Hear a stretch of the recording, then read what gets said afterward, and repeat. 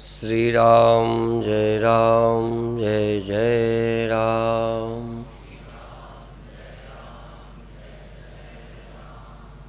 श्री राम जय जय राम।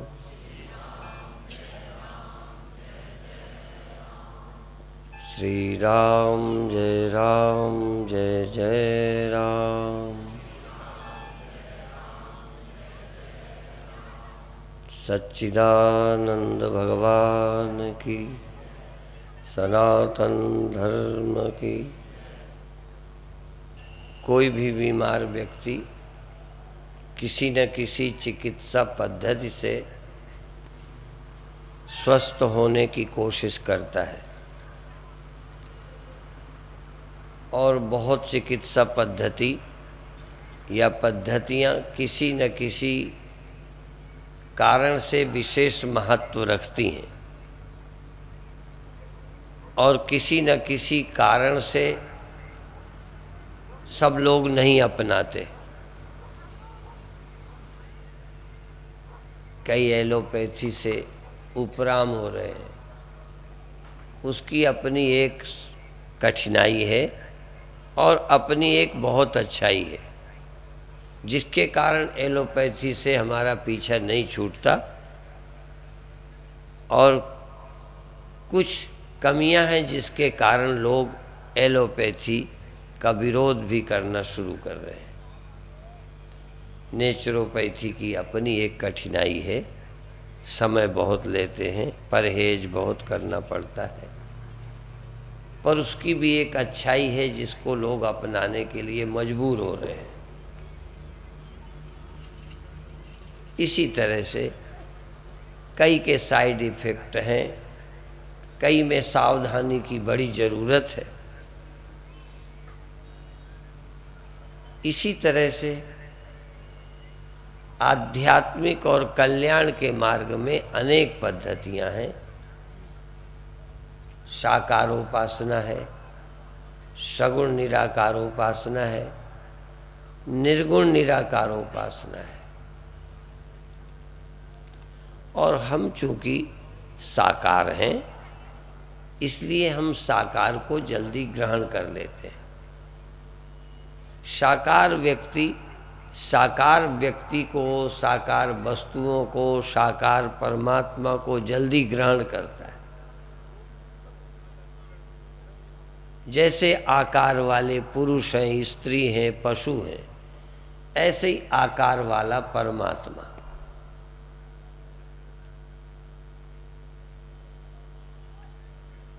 जैसे आकार वाली नारी में कोई माँ है, कोई बहन है, कोई मौसी है, नानी है, तो नारी जाति के पास बैठने पर भी उसके वाइब्रेशन, फीलिंग्स भिन्न रहती है, क्योंकि उसमें कोई माँ है, कोई बहन है, कोई मौसी है, कोई पत्नी भी है, या पत्नी नहीं लगती पर कोई अच्छे रिलेशन नहीं है तो भी मेरे काम को पैदा करती है, काम जगाती है। इसी अर्थ में गुरुओं ने कहा कि अंतकाल में स्त्री सुमिरे, ऐसी चिंता में जो मरे। अंतकाल में स्त्री का स्मरण करते हुए मरेंगे तो हमारा अगला जन्म ठीक नहीं होगा, या उसी के काम भोगने के लिए होगा, चूंकि वो वासना है। लेकिन नारी जाति में देवी भी हैं, दुर्गा भी हैं। मान लो हम अंत काल में माँ दुर्गा का स्मरण करते हुए मरे तो क्या होगा?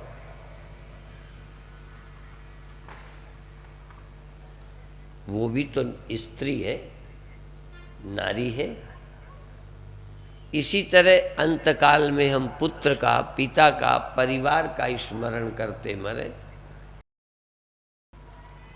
और या पुत्र भाव से स्मरण करते मरे और सूरदास बाल कृष्ण का स्मरण करते हुए शरीर छोड़े। दशरथ भेद भक्ति उर लावा, तासे उमा मुक्ति नहीं पावा, दशरथ ने राम को पुत्र की तरह मानकर उनके वियोग में प्राण छोड़ा, पर मोक्ष नहीं हुआ। पर मान लो कोई बाल कृष्ण का भक्त है, मृत्यु के समय बाल मुकुंद का स्मरण करते करते शरीर छोड़े तो वो सालोक के सामीप्य सायुज्य मुक्ति प्राप्त करेगा। आकार के साथ हमारा संबंध क्या है, आकार वाली वस्तु मेरी समझ में क्या है, इस पर बहुत कुछ निर्भर है। आकार मेरा है। आपको मान लो ध्यान में मेरे दर्शन हो जाएं तो कैसा लगेगा, और मान लो ध्यान में आपको और कोई पुरुषों की याद आए जिससे लड़ाई झगड़ा है, तो पुरुष वो भी है, पर जिससे मेरा दिव्य संबंध नहीं है उसका स्मरण मेरे अंदर विकार पैदा करता है। जिसके प्रति मेरी अच्छी भावना है उसके स्मरण से मुझे लाभ होता है। इसलिए साकार उपासना का भी महत्व है कि जिनको आकार के सिवा मन कहीं जाता ही नहीं, वो आकार वाले भगवान में अपने मन को लगाएं। ये आपके मानसिक स्वास्थ्य के लिए है, ये कोई मजहब नहीं है। जब डॉक्टर किसी पेशेंट को, बीमार को दवा देता है तो न पक्षपात है न उसका कोई मजहब है। वह पेशेंट बीमार की स्थिति को देखकर दवा का चुनाव करता है। इसी तरह साधु महात्मा भक्त के हृदय को, मनुष्य के हृदय को देखते हैं कि किसके पात्र है और वही दवा देते हैं। पहले एक ही गुरु एक को साकार की उपासना बताता था, दूसरे को सगुण निराकार की बताता था, तीसरे को निर्गुण निराकार की बताता था। एक गुरु के पास सब कुछ मिल जाता था। अब असल में गुरु एक तरह की ही बात सबको बताते रहते हैं। सगुण वाले सगुण की, निर्गुण वाले निर्गुण की, एक ही दवा बांटते हैं। पहले एक गुरु के पास सभी तरह की चीजें मिल जाती थी, क्योंकि गुरुओं का मुख्य लक्ष्य ये रोगी मनुष्य का भला करना है, दुखी मनुष्य का, चिंता से ग्रस्त मनुष्य का, मृत्यु से भयभीत मनुष्य का इलाज। जिसमें भय अधिक है, काम अधिक है, लोभ अधिक है, उसको देख करके इलाज बताते हैं। भय को हटाने के लिए भी दो चीजें हैं। एक तो भगवान हमारी रक्षा करेंगे ऐसा विश्वास करके भगवान की याद करना, जैसे द्रौपदी ने किया, गज ने किया। संकट के समय किसी शक्तिमान प्रभु को जो मेरे से अलग रहता है उसको पुकारना, याद करना, ध्यान करना। जैसे आपके मन में किसी की याद से विकार आता है तो आपके मन में किसी की याद से विकार खत्म भी हो सकता है। और दोनों दिखाई देने वाले को देखकर विकार आता है और दिखाई देने वाले को देखकर मन में प्रेम और भक्ति आती है। दोनों आकार वाले। अभी मैं निराकार की बात नहीं बोला, पर निराकार में जाते ही तब तो सभी विकार एक साथ गिर जाते हैं। निराकार में जाते ना तो मृत्यु, न क्रोध, न भय, न चिंता। निराकार में जाने का है थोड़ा कठिन काम, पर जा सकते हैं। कल मैं एक बात कह करके ही गया था उसी को मैं चाहूँगा बढ़ाऊं। निराकार में कैसे जाना। पर रामायण में एक प्रकरण आता है, गुरुजी निर्गुण का उपदेश कर रहे हैं और कागभूषुंड वो बार बार कहता है कि मुझे सगुण का उपदेश करो। चेलों की अपनी एक आस्था है, अपने एक संस्कार होते हैं। आप लोगों में भी कई बार यदि हम ब्रह्म ज्ञान की बात सुनाएं तो आपको लगेगा हमें मूर्ति पूजा की बताओ, कोई कहेगा हमको प्रकाश का दर्शन कराओ, कोई कहेगा हमें कुंडलनी जगाओ, कोई कहेगा चक्र की जागृति, कोई कहेगा दिव्य दृष्टि दो। अनेक तरह के साधक हैं, किसी की महिमा सुन रखी है। वो ये कहता है कि पहले मुझे साकार भगवान के दर्शन करा दो, तब मैं निर्गुण उपदेश सुनूंगा। बहुत लोगों को इच्छा होती है कि भगवान के हमें दर्शन हो, फिर उसी दर्शन के रूप थोड़ा बदलते हैं। कुछ लोग भगवान को प्रकाश के रूप में दर्शन कराते हैं, ज्योति के रूप में परमात्मा को दिखाते हैं। मैं एक बार ग्रीन बुश में था, वहाँ एक मंदिर में पर्चे लगे हुए थे। उन पर्चों में लिखा था कि हम ज्योति के रूप में परमात्मा को दिखाते हैं। परमात्मा को जब हम ज्योति के रूप में दिखाते हैं तो जब मन के अंदर ये बात बिठा दी गई कि ज्योति परमात्मा है, ग्रंथों के मंत्र भी मिल जाएंगे, सबूत भी मिलते हैं, परमात्मा ज्योति रूप है, व्याख्या तो कुछ की नहीं। तो जब आपको आंख बंद कराई जाएगी, पूरा विश्वास है कि परमात्मा ज्योति है, तो जब आप आंख बंद करेंगे, ध्यान में बैठेंगे, ज्योति दर्शन होगा, तो आपको भगवान के दर्शन की खुशी प्राप्त होगी। जितनी खुशी परमात्मा के मिलने से होनी चाहिए, उतनी खुशी होगी रोशनी के देखने पर आपकी बुद्धि में ये बात अच्छी तरह बैठ जाए कि जो रोशनी है वो परमात्मा है। यदि वो संस्कार नहीं है तो आनंद नहीं होगा। थोड़ा आनंद इस बात का भी हो सकता है कि मैं आंख बंद किए बैठा हूँ, ये रोशनी कहाँ से आ गई। भले भगवान नहीं है रोशनी, रोशनी तो रोशनी है, भगवान नहीं है, लेकिन फिर भी चमत्कार तो है।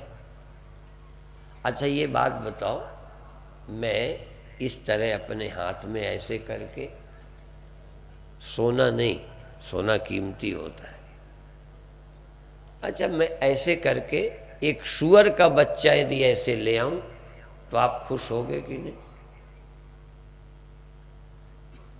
और जाकर के घर में कल कहोगे आज ही रात में कि स्वामी जी तो ऐसे करके हाथ में सूअर ले आए। सवाल भगवान का नहीं है, सूअर भी यदि मैं ऐसे ले आऊं तो आपके लिए तो चमत्कार तो है। चिड़िया रोज देखते हो, पर यदि मैं ऐसे करूं चिड़िया दिखा दूं तो कल बहुत भीड़ हो जाएगी। भगवान नहीं, चिड़िया दिखा दूं, उससे तुम्हारी कोई मुक्ति नहीं होगी, पर आनंद आएगा। जादूगरी के खेल देखने जाते हो, आपको बड़ा आनंद आता है, उससे मोक्ष नहीं मिलता, पर मन को एक आश्चर्य जो हमारी अकल मानने को तैयार नहीं, वो करके दिखा दिया। अच्छा मान लो तुम जमीन से उठ जाओ, उड़ जाओ, कल योगाभ्यास कराएंगे जमीन से उठने का, उड़ने का, ठीक। मान लो आप उड़ जाओ तो खुश नहीं होगे, आश्चर्य नहीं होगा, आनंद नहीं आएगा। इन बूढ़ों की तो टांग ही ठीक हो जाए तो ये कहेंगे आप तो हमारे लिए भगवान हो गए। यदि आपको उड़ने की सामर्थ्य आ जाए तो बहुत आनंद होगा, पर मरने का भ्रम चला जाएगा। उड़ने लगो तो मृत्यु तो नहीं होगी, उड़ने वालों की मृत्यु नहीं होती, जमीन में चलने वालों की होती है। क्या फर्क पड़ेगा उड़ने से? माने उड़ना अपने आप में एक चमत्कार तो है, पर जब उड़ने वालों के मरने का टाइम आएगा तब फिर आपको कोई तकलीफ तो नहीं, चूंकि उड़ना आ गया है इसलिए मरने में कोई तकलीफ नहीं, मरना बुरा नहीं लगेगा। जैसे निर्धन के मरने का टाइम आता है, ऐसे ही धनी होने वालों का नहीं आता। तुम बताओ, मुझे नहीं मालूम, आता है? तो धनी जब मरेगा तब क्या फर्क पड़ेगा कि मैं धनी हूं इसलिए मरने की मुझे कोई चिंता नहीं। माने मेरा धन मेरे मरने के संबंध में क्या करेगा। इसी तरह तुम्हें उजेला दिखता है, अब उजेला देहांत के बाद या देहांत के विषय में उजेला क्या मदद करेगा। जन्म मरण दुख जाने के लिए उजेला काफी नहीं है। मैं तो अभी तर्क से एक मोटे तरह से दिमाग में डालना चाहता हूं कि सत्य ज्ञान ही मुक्ति है, प्रकाश का दर्शन मुक्ति नहीं है, चमत्कार है। धनी होना बुरा नहीं है, पर धनी होने से मुक्ति बोलो नहीं है, और धनी होने से मुक्ति में बाधा भी नहीं है। नहीं तो फिर धनी आदमी कोई मुक्त हो ही नहीं सकता। राजे मुक्त होते हैं, पर राजा होने के कारण नहीं होते। जनक राजा हैं, मुक्ति को प्राप्त हुए, ज्ञान को प्राप्त हुए, पर राजा होने के कारण नहीं, राजा होते हुए भी मुक्ति का साधन किया। तुम धनी होकर भी मुक्ति का साधन करो, मुक्ति मिलेगी। पढ़े होकर करो तो मिलेगी, अनपढ़े होकर करो तो मिलेगी, पर केवल पढ़े हो इसलिए मुक्ति मिल जाएगी ऐसा नहीं है। पुरुष हो तुम्हें मुक्ति मिल सकती है, पर केवल पुरुष होने से मुक्त हो में तभी सारे ही हो जाए, सारे मनुष्य मुक्त हो जाएंगे ना, कोई सुमिरन ज्ञान की जरूरत नहीं पड़ेगी। आप बताओ, साधन धाम मोक्ष का द्वारा है, पर गुण गोविंद गायो नहीं तो जन्म अकारथ की। मनुष्य होते हुए इतना अच्छा देह है, पर यदि गोविंद का गुणगान नहीं गाया तो बेकार है। तो मनुष्य शरीर मुक्ति का साधन है, पर फिर भी मुक्ति का साधन नहीं करोगे तो मुक्ति नहीं मिलेगी, बल्कि नरक भी मिल सकता है। मनुष्य होने के बाद जो पहले ना मिला हो वो भी मिल सकता है। जहाँ न गए हो ना, मनुष्य होकर जा सकते हो। स्वर्ग नरक अपवर्ग नसेनी, ज्ञान विराग भक्ति सुख देनी। मनुष्य शरीर पाकर नरक को भी जा सकते हो। इतना अच्छा शरीर मिला जिससे अपवर्ग मिल जाता, स्वर्ग मिल जाता, इसी मनुष्य शरीर से नरक भी मिलेगा।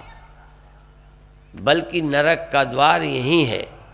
जानवर अब नरक में नहीं जाएगा, जानवर धीरे धीरे ऊपर ही आएगा। वो मनुष्य होगा धीरे धीरे आगे चलता जा रहा है। हमारा ही नंबर है, हम मनुष्य होकर ही नरक जा सकते हैं। सीधा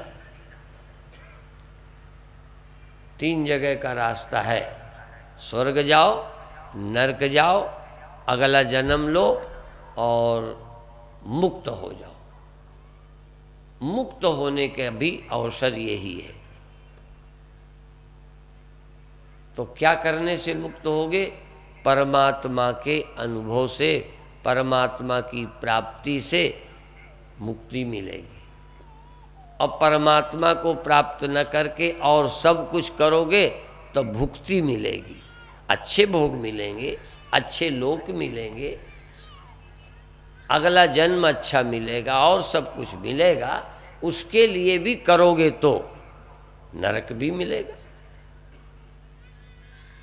जो मनुष्य जन्म पाते हैं उसमें नरक तो कोई नहीं जाता, बोलो, नहीं ना जाता कोई। फिर नरक जाता कौन है? यदि मनुष्य नहीं जाता।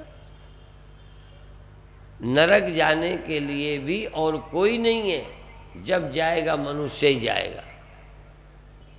सब मनुष्य मुक्त नहीं होंगे, पर जब कोई मुक्त होगा तो मनुष्य ही मुक्त होगा, कोई गधा मुक्त नहीं होगा, सूअर मुक्त नहीं होगा। जब मुक्त होगा तो मनुष्य। यद्यपि सब मनुष्य मुक्त नहीं होंगे कि सब हो जाएंगे। इसी तरह से सत्संग करने वाले सब ज्ञानी नहीं हो जाएंगे, पर जब भी कोई ज्ञानी होगा तो सत्संगी ही ज्ञानी होगा। ऐसे नहीं है कि तुम घर बैठे हो जाओ। कोई भाग्यशाली सत्संग करके ज्ञान को प्राप्त होगा। और एक बात और है, कुछ लोग समझते हैं कि ज्ञान का लाभ मरने के बाद होगा।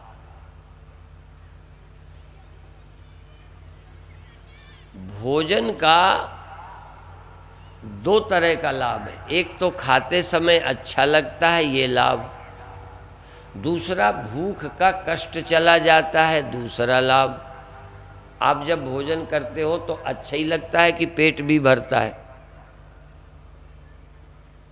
तुम बताओ, मैं नहीं जानता। खाते समय स्वाद भी आता है, वो भी अच्छा लगता है, अब पेट भर जाता है, जो भूख की बेचैनी थी वो भी मिटती है। तीसरा एक और लाभ होता है, उससे मेरे शरीर में रक्त रस मांस बनता है, जिससे मैं स्वस्थ रहकर काम करता हूँ।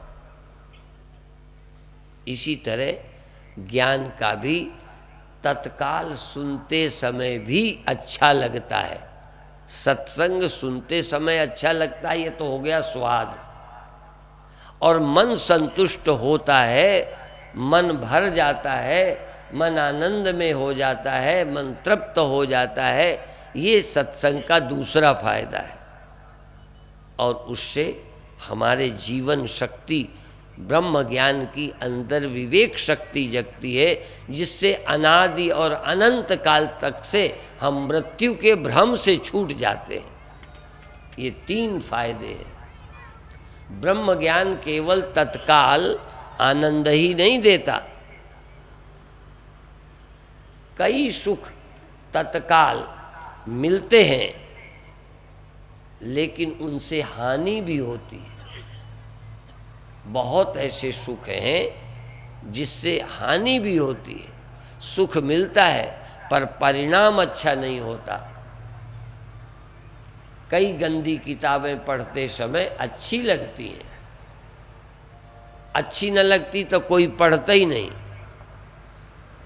यदि नुकसान करने वाला भोजन खाने में अच्छा न लगता तो कोई भोजन खराब करता ही नहीं। बीमार कर देने वाला भोजन, ये डायबिटीज वाले भी चीनी नहीं छोड़ते। क्यों नहीं छोड़ते? मीठी लगती है, मीठा पसंद है। पसंद के कारण नुकसान का ख्याल नहीं रहता। इसलिए हम ये बार बार समझाया करते हैं, अच्छे लगने वाली चीज़ों के भी नुकसान होते हैं, और बेस्वाद रखने वाली चीज़ों के खाने के भी फायदे होते हैं। आप जब दवाइयाँ खाते हैं, हर दवा स्वाद आता है? हर दवा में स्वाद आता है?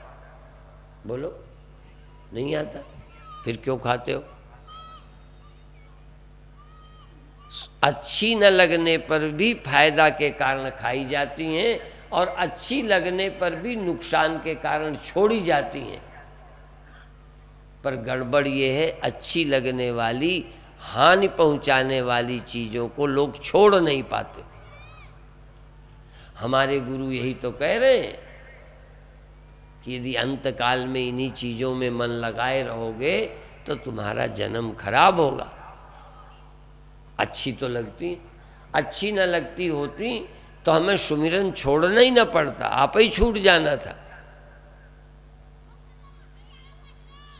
यदि स्वादिष्ट भोजन नुकसान न करता तो भी अच्छा था, और यह नुकसान करने वाला भोजन प्रिय न लगता, खाते में ही अच्छा न लगता, तो फिर हमारे उपदेश की जरूरत नहीं है, आप ही न खाते आप। लेकिन ये बड़ी विडंबना है, भगवान ने ऐसी दुनिया बनाई है, गुण दोष मिला दिया है, गुण प्रपंच। अरे ये गुण दोष युक्त बनाया परमात्मा। जो भी चीजें अच्छा लगता है तो नुकसान होता है। लाखों में ऐसी चीजें हैं, लाखों में कोई कोई जो स्वादिष्ट भी हैं, हितकर भी हैं, जो पसंद भी हैं, कल्याण भी करती हैं। और ये भी है कि कई चीज़ें धीरे धीरे फायदा करने लगती हैं या स्वादिष्ट लगने लगती हैं। अच्छा, मैं पूछूं, शराब पीने में अच्छी लगती है? वैसे मैंने पी के तो नहीं देखी, पर अंदाज, क्योंकि शराब नहीं पी, कोई अर्क आसो अरिष्ट तो कभी पिए ना, वो भी उसी तरह बनते हैं, बड़े तेज। और तो नहीं, मैंने सबसे पहले पंजाब में कपूरथले में कोका कोला पिया था, अब से 35 साल 40 साल पहले। अंदाज ये है सन 65 में पिया होगा, जब पाकिस्तान से लड़ाई हो रही। कितने वर्ष हो गए? 75, 85, 95, बस 2-3 साल, 2 साल कम। इतने साल पहले कोका कोला पिया था, तब मेरी आंख से भी आंसू आ गए, नाक भी गड़बड़ा गई। ऐसे ही शराब भी कुछ ऐसे ही होती होगी, कुछ स्वादिष्ट नहीं होती, पर मस्ती आएगी, थोड़ा दुनिया की चिंता भूल जाएगी। जैसे नींद, तकलीफ वाले को नींद आ जाए तो तकलीफ का भान नहीं होता। पागल आदमी को हानि लाभ की चिंता नहीं रहती। पागल होना भी अच्छा है, समझदार से तो पागल ही अच्छे, फिरते रहते न उन्हें प्रधानमंत्री बनना है, हाँ, न उन्हें गुरुद्वारे से लेना, न मंदिर से, पागल मस्त। न ज़्यादा महल चाहिए, फिर रहे नंगे, तुम दे भी दो तो फेंक देंगे। इतने मस्त तो साधु भी नहीं, साधु को भी थोड़ी चिंता है, पागल अच्छे। तो जितना ही आदमी नशे में होता है, पागल होता है, मूर्ख होता है, जड़ होता है, उतना ही ठीक होता है। सबसे भले विमूढ़ जिन्हीं न व्यापे जगत गति। पर ज्ञानी क्या है? ज्ञानी सबसे मुक्त होता है, सब आकार। ज्ञानी चेतन है, निराकार है। यदि कोई ज्ञानी है तो ज्ञानी का अपना कोई आकार नहीं है, और ज्ञानी जड़ नहीं है, चेतन है। और ऐसा चेतन है जिसमें चेतनता और जड़ता दोनों समा जाती हैं, चेतनता और जड़ता दोनों बेमानी हो जाती, ऐसा चेतन है। आपका भी कोई आकार नहीं है, आप भी निराकार हो। राम ही निराकार थे ऐसा नहीं है, राम का जहाँ आकार है तहाँ राम निराकार भी हैं। राम जहाँ दशरथ के पुत्र हैं तहाँ राम ब्रह्म भी हैं। राम ब्रह्म परमार्थ रूपा। और भगवान आपका भी आकार ही नहीं है, पैदा ही नहीं हुए, इसके अलावा भी आप हो, जिसका कोई बाप नहीं है। तुम एक ऐसे अस्तित्व हो जिनका कोई पिता नहीं, जिसका जन्म इंद्रियों से नहीं हुआ, जिसका जन्म मन से भी नहीं हुआ, जिसका जन्म अहंकार से भी नहीं, जन्म रहित और मृत्यु रहित आप हैं। लेकिन उस तक आपका ध्यान ही नहीं। आप जीते हैं इंद्रियों के तल पर, इंद्रियों के तल पर, देह के तल पर जीते हैं और यही जग कर सो जाते हैं या अंत में मर जाते हैं। मर जाते माने देह छोड़ जाते, पता ही नहीं कुछ। पैदा तो जानवर भी हमारी ही तरह होते हैं, पर वो नहीं सोचते। ऐसे ही बहुत आदमी जानवर की ही तरह पैदा होते हैं, जीते हैं, खाते हैं, मर जाते हैं।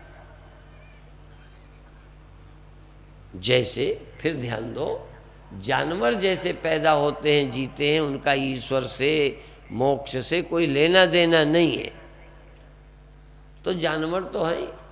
लेकिन सचमुच मनुष्यों में भी बहुत जानवर हैं जिनका कोई मतलब ही नहीं है। खा लेने से, जी लेने से, सो लेने से ज़्यादा धनी बन लेना, ज़्यादा से ज़्यादा लड़ झगड़ लेना, राजनीति कर लेना, बस इससे ऊंचा कोई ख्याल ही नहीं। और गुरुओं का उपदेश मनुष्य से देवता करने का है। मानस से देवते किए, करत न लागी बार। मनुष्य को मनुष्य से ऊपर उठाना, क्योंकि देह तो छूटेगा, इंद्रियां नींद में खो जाती हैं, बुद्धि और अहंकार का भी लय हो जाता है। उस सत्य को खोजो जो निराकार है और चेतन है, और वो आप हैं। निराकार और चेतन होते ही या तो वो ज्ञान का विषय नहीं रहता। देखो, निराकार हो, चेतन हो, तुमसे भिन्न हो, तो तुम्हें कभी मिलेगा ही नहीं, कभी नहीं मिल सकता। निराकार बिना इंद्रियों के, बिना मन के कौन मिलेगा? किसे मिलेंगे? मिल के देखो। अभी अभी तुम अंदर चले जाओ ध्यान में, तो या तो स्मरणों में अभी मिलोगे, या आप ध्यान में गए तो स्मरण में पटियाला है, स्मरण में परिवार है, स्मरण में देह है। चूंकि देखा हुआ हमारे मन में बसा हुआ है। जैसे एक मिट्टी, कच्ची मिट्टी का घड़ा बनाते हैं और तुम्हें दिखा देते हैं, देख लिया, और आपके सामने गीली मिट्टी थी, मिटा दिया, तो अब आप कहोगे ये घड़ा था, अब आपने इसको मिट्टी कर दिया। चूंकि घड़ा आपने देख लिया तो याद में भी आएगा, हाँ ये घड़ा था। यदि बनावट दिखाए नहीं तो घड़ा था ही नहीं। मिट्टी डायरेक्ट देखो तो आपको डायरेक्ट मिट्टी देखने का अवसर ही नहीं मिला। ये मिट्टी के बर्तन बन गए, इंद्रियां बन गई, मन बन गया, तब हम होश में आए। मिट्टी जब थी तो होश ही नहीं था। जब हम आत्मा थे हमें होश ही नहीं था। होश तो आया जब शरीर था, होश आया जब इंद्रियां हैं, होश आया इस समय।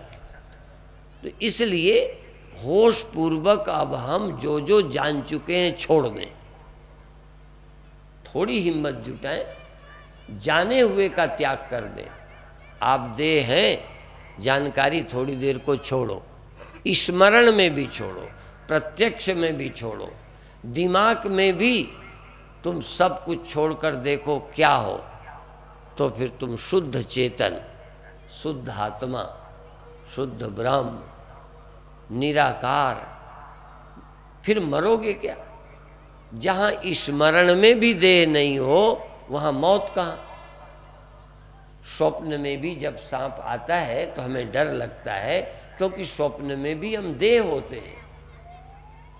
तुम गहरी नींद में डर के दिखाओ।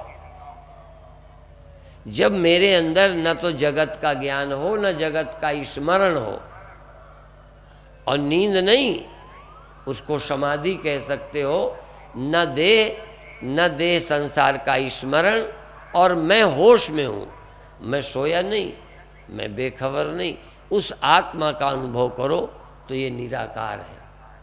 और ये निराकार आत्मा राम के पास भी है, कृष्ण के पास भी है, ज्ञानियों के पास भी है, तुम्हारे पास भी है, पर उनके है उन्हें पता है, हमारे है हमें पता नहीं।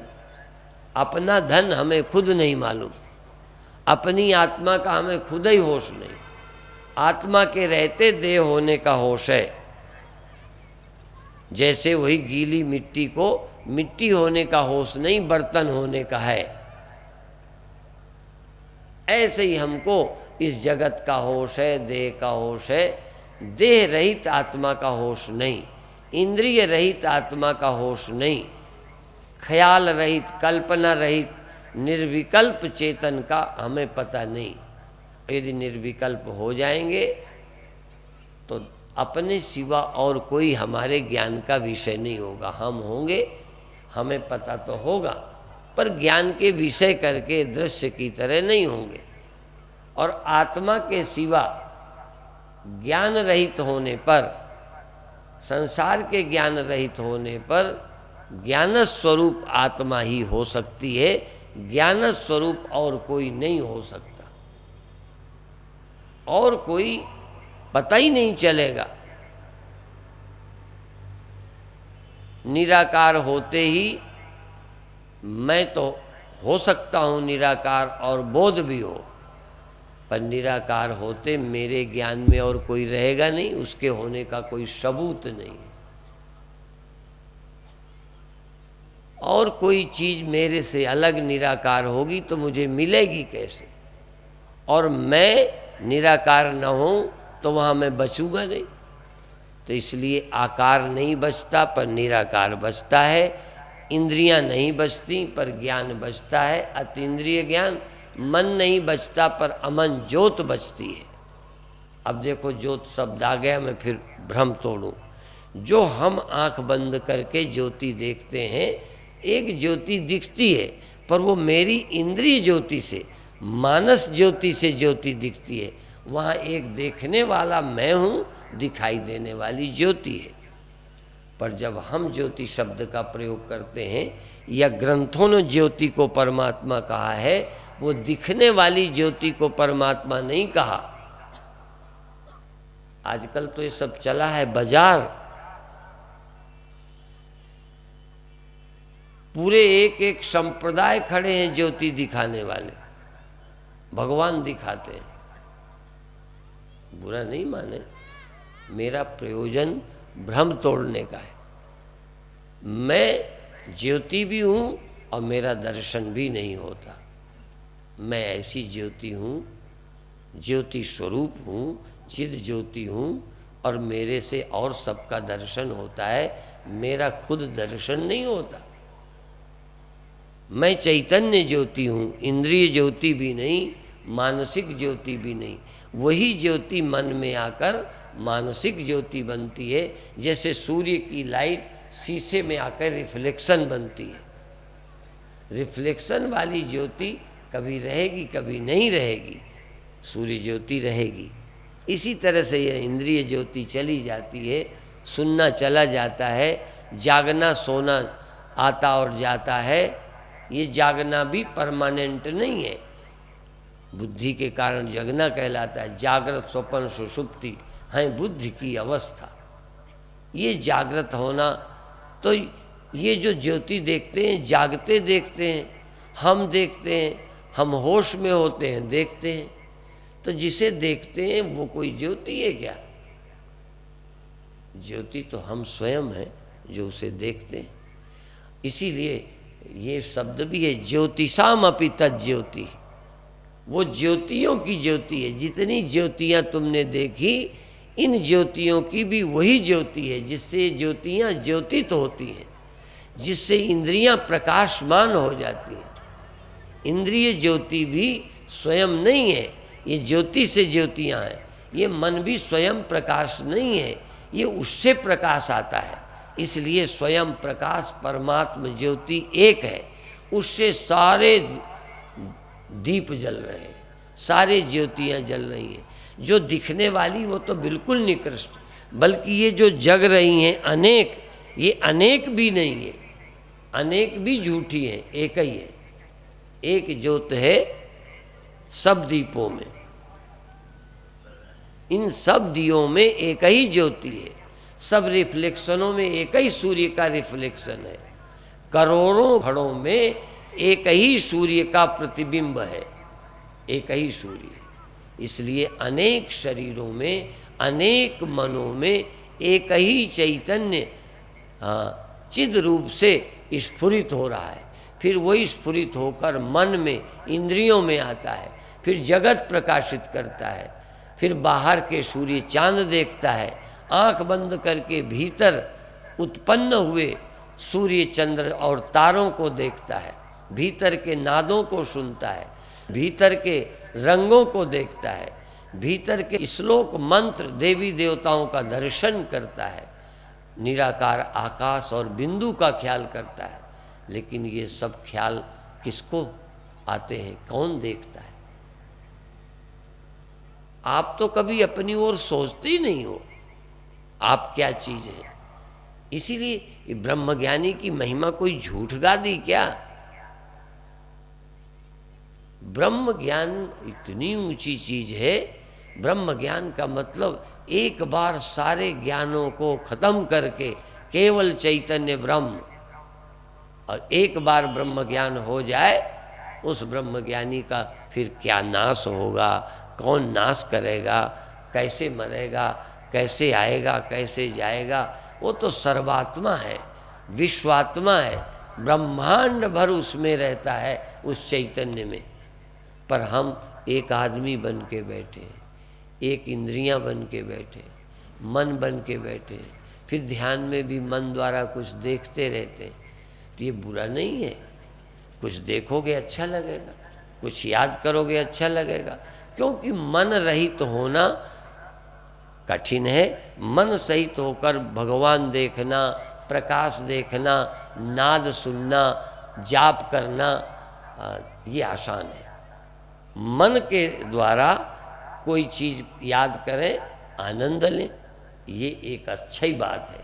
लेकिन मन रहित तो होकर भाई एक बार देखो क्या बचा था। जहाँ मन नहीं बचा तहाँ कुछ बचा या नहीं बचा, उस सत्य का अनुभव करना, ये हमारे लिए बड़ी अच्छी बात है। यदि आप इस रास्ते पर चलते जाएं तो इसी बार एक झलक पा सकते हैं। झलक का मतलब, पहले तो जब ध्यान में चलेंगे तो आपको भी कोई न कोई चीज़ें याद आएंगी, प्रत्यक्ष होंगी, नियम है। जहाँ तुम नींद में गए तो रास्ते में सपने आते हैं। गहरी नींद के और जागने के बीच में एक सपना है। ऐसे ही जागृत से चले, समाधि के बीच में एक चमत्कार होता है, जहाँ नाद सुनाई देते हैं, प्रकाश होता है, देवी देवताओं का दर्शन होता है, और भी विलक्षण क्रियाएं होती हैं और आनंद होता है। इस तरह साधक जब चलता है तो रास्ते में ही उसे सफलता मिलती है। ये रास्ते के चमत्कार ही इतने अच्छे होते हैं। एक मुझे कहानी याद आ गई। पति पत्नी परेशान रहते थे, बीमार रहते थे, कई तकलीफ़ें रहती थी, पत्नी से भी पति दुखी रहते थे। एक दिन अस्पताल गए, डॉक्टर ने 2-3 चीज़ें डॉक्टर तुरंत यूं यूं करते हैं और मुंह में लगा देते हैं, और ब्लड प्रेशर भी यही, ये 3 काम तो करने ही करने। ब्लड प्रेशर देखना, मुंह में थर्मामीटर लगा देना। उन्होंने थर्मामीटर लगा दिया पत्नी को, और डॉक्टर इतने में किसी काम से गया तो ज़रा देर लग गई डॉक्टर को। उन्होंने सोचा कि निकाल लेगा, तो देर तक वो पत्नी मुंह में लगाए चुप रही। तो पति कहता है चलो, बस वैसे लगाए लगाए चली गई, वो देखे भी नहीं कि जब डॉक्टर आया पत्नी गायब। वो तो चिल्लाया, कहाँ जा रहे हो, कहाँ जा रहे हो, दिखाओ दवा तो लो। कहने लगे दवा मिल गई, बस ये चुप रहेगी आधी समस्या तो हल हो गई। थर्मामीटर बोलेगी नहीं। कहने लगे तो दवाई मिल गई। तो इसी तरह से भीतर रोशनी हो जाएगी, नाद सुनाई हुआ, समझो ये थर्मामीटर ही काफ़ी है। इसी से तुम्हारा काम बन गया। यद्यपि वो वास्तविक बात है नहीं, पर लोग इसी में आनंदित हैं। रोशनी हो गई, ये दिख गया, नाद होने लगा, क्रिया होती है, फुरहुरी चढ़ती है। ये तो इसी तरह है जैसे किसी जवान की शादी हो जाए, थोड़े दिन भगवान भी नहीं सूझे। अब वो भी एक नशा है। अभी इलेक्शन के दिन आए और लगे पड़े, इतनी लगन तो हमें ब्रह्म में नहीं जितना इनकी इसमें कुर्सी में होती। लगे रहते हैं, पागल हो जाते हैं। काम में पागल हो जाता है, मान में आदमी पागल हो जाता है, सफलताओं में पागल हो जाता है, दिन रात लगाए, और आनंद भी आता है, ऐसा नहीं है। और सबसे बड़ी सफलता तो आनंद ही को आप सफलता मानते हो। खेलने में आनंद आता है, इज्जत में आनंद आता है, मान मिलता है तो आनंद ही आता है। हर चीज से आता तो आनंद ही है। आनंद के सिवा आप चाहते क्या है? मान से आनंद, प्रेम से आनंद, धन से, स्त्री से, पद से, प्रतिष्ठा से, गा के, नाच के, खेल के, ध्यान में भी आनंद। आनंद ना आए तो लगेगा ध्यान बना ही नहीं। आपके ध्यान की परिभाषा है आनंद। प्रकाश हुआ, आनंद आया, मन लग गया, बस। मन लगना ही तो आपका ध्यान हो गया। हमारे यहाँ मन लगने का नाम ध्यान नहीं है। देखो ध्यान रखना, केवल मन लगने से ध्यान हो तो मन तो तुम्हारा भी कहीं ना कहीं लग ही जाता है। कोई ऐसा ही नहीं जिसका मन न लगता हो। खेलने में लगता है, स्त्री पुरुष के संबंधों में लगता है, खेल कूद में लगता है। बच्चे तो खेलने में खाना भूल जाते हैं। हमें डांट डांट कर खिलाया जाता था, पहले खा ले फिर खेलना। हमें लगता था पहले खेलें, खाना बाद में देखेंगे। खाना भूल जाता है। काम वासना में ये जानवरों को देखा, ये 2-3 महीने बड़े खतरनाक होते हैं। ये एक्सीडेंट कुत्तों का हो जाए, देखते नहीं, अंधे हो जाते। आदमी काम में अंधा हो जाता। तो यदि आपका रोशनी देखने में मन लग जाता है, बहुत अच्छी बात है। लेकिन ये क्या बांटते? कोई ब्रह्म मिल गया क्या? ब्रह्म ज्ञान हो गया क्या? संशयों की निवृत्ति हो गई क्या?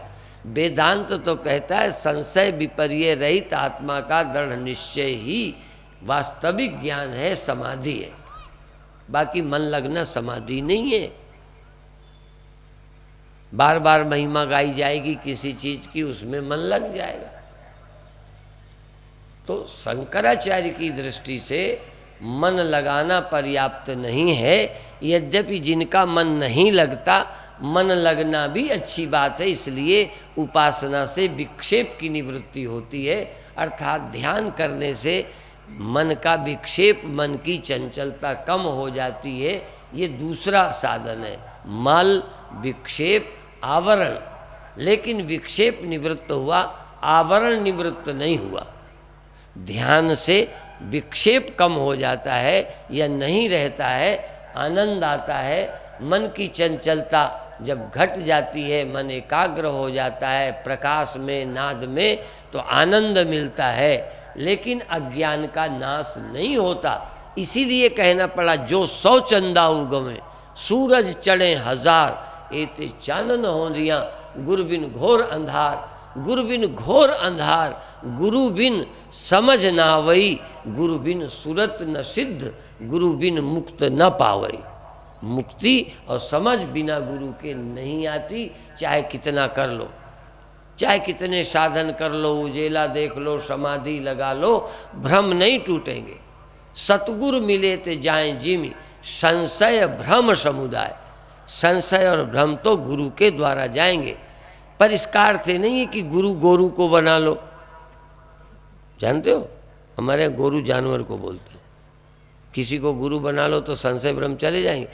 गुरु से ही जाएंगे भ्रम, पर जरूरी नहीं है कि आप किसी को गुरु बनाओ तो भ्रम चले जाएं। पहले गुरुई के भ्रम चले गए हों तब तुम्हारे जाएं। जिन गुरुओं के ही भ्रम नहीं गए हों, क्योंकि गुरुई तो एक काम है। मैंने पहले भी पूछा है, याद दिला दूं, 2-3 वाक्यों में याद कर लो। कम योग्य मास्टर नहीं बनते, बोलो।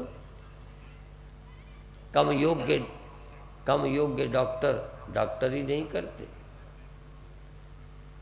और कम योग्य वकील वकालत नहीं करते, बोलो, करते हैं।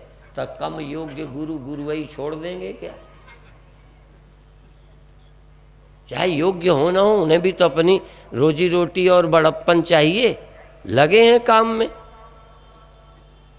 इसलिए ये सवाल तुम्हारा मुकदमा है, तुम देखो तुरंत कहते अच्छा वकील करना, नहीं तो बेड़ा गर्क। यदि अच्छा वकील नहीं है तो केस बिगड़ जाएगा, अच्छा डॉक्टर नहीं है तो मरोगे, और अच्छा टीचर नहीं है। अभी तक हमको गांव में इंग्लिश पढ़ाई गई तो हमको ABCD का उच्चारण ठीक नहीं बनता, हम यस बोलते हैं, यस, यम, यन, यल, और जब दूसरों एम, एस, तो उच्चारण नहीं हमारा ठीक, क्योंकि गांव वाले पढ़ाने वाले थे, वो जैसा जानते थे तैसे ही हमें सिखाया, नहीं समझे? तो जैसा टीचर होगा वैसा हमें पढ़ाएगा, और जैसा गुरु है वैसे ही ज्ञान देगा। इसलिए गुरु करे जान के, पानी पिए छान के, कथा भी सबकी नहीं सुनना चाहिए, नहीं और भुलेखा पड़ेगा, भ्रम पड़ जाएगा। भ्रम निवारण के लिए कथा है, भ्रम बढ़ाने के लिए नहीं। इसलिए आप भाग्यशाली हो। 2-4 मिनट अभी ध्यान करेंगे, और विशेष ध्यान सुबह, इसलिए कि शाम को जो लोग आते हैं सुबह नहीं आ पाते, वो भी वंचित न रहें। ध्यान की विधि अभी कराएंगे। अब आप जिस तरह सुख से बैठ सकें, बिल्कुल ध्यान की बात नहीं, ध्यान की भावना तक न करो, कुछ नहीं करना तुमको, शरीर में दर्द न हो, ऐसे ढंग से बैठ जाओ। और सबसे पहला ध्यान आंख बंद करके शरीर का, कि कहीं दर्द तो नहीं है, और दर्द हो तो ठीक करो, पैर बदल कर, रीढ़ सीधी कर, टेढ़ी कर, चेंज कर, पोज चेंज कर, आसन बदल कर दर्द हटा लो। और जब दर्द पूरा शरीर में ना हो तब अपनी आँखों पर ध्यान ले जाओ, और आँखों को थोड़ा सा कड़ी मीचो और फिर ढीली करो, खोलना नहीं है। आँख बंद रखते हुए आँखों को कड़ी, जैसे बच्चे डर जाते हैं तो डर कर आँखें मीच लेते हैं, कड़ी बंद करते हैं, कोई अंदर आ न जाए।